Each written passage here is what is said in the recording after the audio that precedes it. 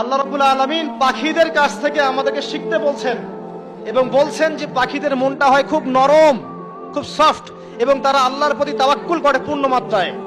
তারা সকালবেলা ভোরবেলা বের হয়ে যায় এবং সন্ধ্যাবেলা বাসায় ফেরে, খালি পেটে বের হয়, ভরা পেটে বাসায় ফেরে। এবং আল্লাহ পাক সবচেয়ে সম্মানিত মৌত যেটা শহীদের মৌত, সেই শহীদদের আত্মাকে আল্লাহ পাক পাখির রূপ দিবেন। তাহলে পাখিটার বিষয়ে একটা ফোকাস করার দরকার আছে না? আচ্ছা, এখানে আসেন।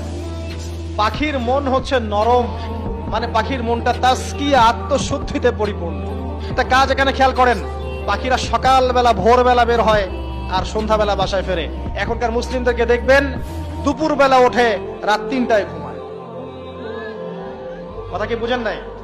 পাখির একদম ভোরবেলা ওঠে, যখন ফজরের আজান দিচ্ছে ঠিক তার আগ মুহূর্তে পাখির কিচিরমিচির শুনছেন, তার মানে নামাজের ওয়াক্ত প্রায় চলে যাচ্ছে।